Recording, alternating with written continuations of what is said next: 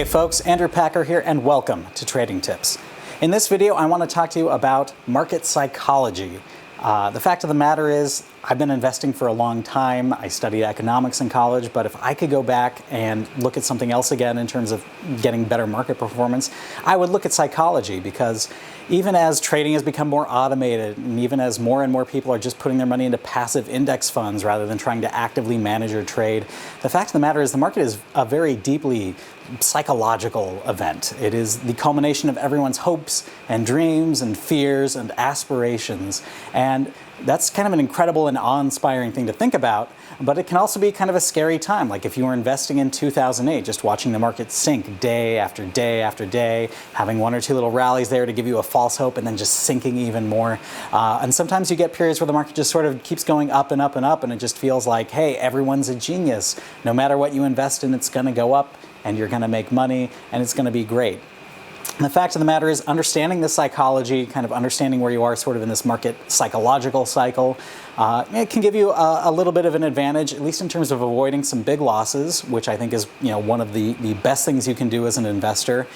Even more important than making great returns when the market's going up is avoiding a big loss. If you can avoid one or two 50% wipeouts in the market over your investment career, you're going to be much better off than someone who might do better on the way up, but they get that 50% cut every couple of years on a big market correction. So first and foremost, and I don't want to sound too paranoid here, but I think it's an important idea to kind of start with, is just assume that the market is out to get you. Sounds a little crazy, the market being out to get you, but it can certainly seem like that at times. And when it seems like that, you're probably not going to be making the best decisions in the market. When you feel like, oh, whatever I invest in is going to go down, I should head for the hills, I should cash out and just put it under the mattress or bank account, the proverbial mattress essentially. But then of course, when you're going to go into an investment in the first place, this is really what you should be thinking about first, is what can go wrong with this investment. If I buy an oil company, are we suddenly going to switch to fusion-powered cars tomorrow? Okay, probably not. Okay, so that's a worst-case scenario that's off the table there. What about unrest in the Middle East? Okay, there might be some of that to worry about. How much is that going to potentially affect my investment in an oil company, good or bad?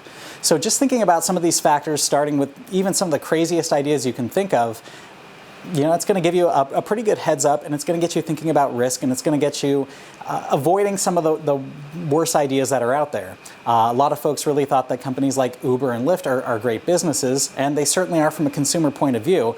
But if you think about it in terms of a company, they have a very low profit margin because they really don't make that much money per ride that they do. They just make up for it on the volume. So that's not necessarily a really good business, even though it's a good business from a customer's point of view. And the market's decision to have the company go out at a huge IPO valuation might have been the market out to get you. So when you think about it that way, when you're thinking about the risk and the market being out to get you, you kind of start off a little more defensively than some people like, but it also helps kind of curb some of the speculation and some of the so-called animal spirits that will really get you into a lot of trouble, and it'll get you buying things when you should be selling or selling things when you should be buying. So start off with a little bit of a sense of paranoia, and you can avoid some of the bigger missteps in the market. The second performance tip to dealing with the market psychology, recognizing that the market as a whole is sort of a psychological beast with hopes and dreams and fears and all of that and the whole gambit of human emotions, well, it's to try to set your emotions aside.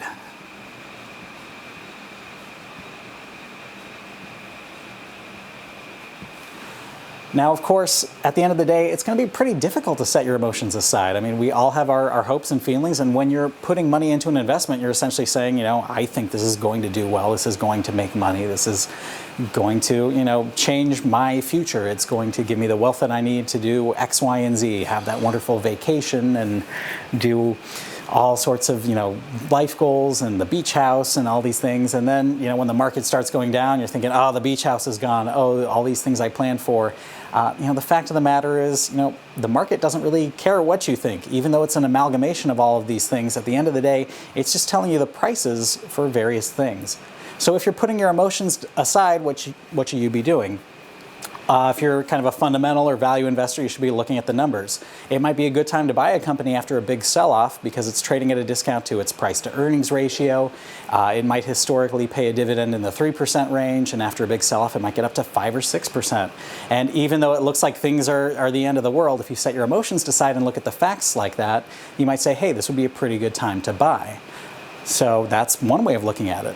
Another way might be to look at the price chart and look at the action on a technical basis. You might see a huge big sell-off, and then you might see something like a relative strength indicator flip from oversold to less oversold, and it might be coming off that low from a technical basis. And if you're a technical trader, that's where you're going to want to get in and let things kind of get back to normal and even up to overbought again.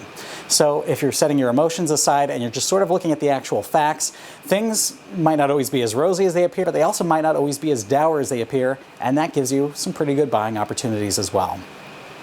Now, the final bit of market psychology is to understand greed and fear. Greed and fear are the market extremes, and there's this great saying from Warren Buffett to be greedy while others are fearful and to be fearful while others are greedy. I remember this in 2008, 2009. The fact of the matter is, the market was getting pretty greedy 2006, 2007. There were companies I would be buying that would look pretty good on a valuation basis, and then a year or so later they'd be up 40%, 80%. They might have doubled or more, and I just wasn't seeing as many good opportunities in the market as I had just a few years before. And you kind of get that sometimes, where it just seems like everything that you are attracted to as an investment just looks much more overpriced than it should be. The more you invest, the more you'll kind of get a feel for when something's overvalued and when it isn't. And when you're getting to a point where it just feels like there aren't as many good investments, there's nothing wrong with just setting aside some cash and just waiting for when things get cheaper. I was doing a lot of buying in early 2009, not necessarily because I thought things were over. I'll admit, I was still a little fearful in early 2009, but given the severity of the previous sell-off, and all the fear that was out there, and setting aside my emotions and realizing that there's no way the market was out to get me with another 40% crash from the highs, that's when it looked like a really good time just to start buying all sorts of great companies in the market that were on sale.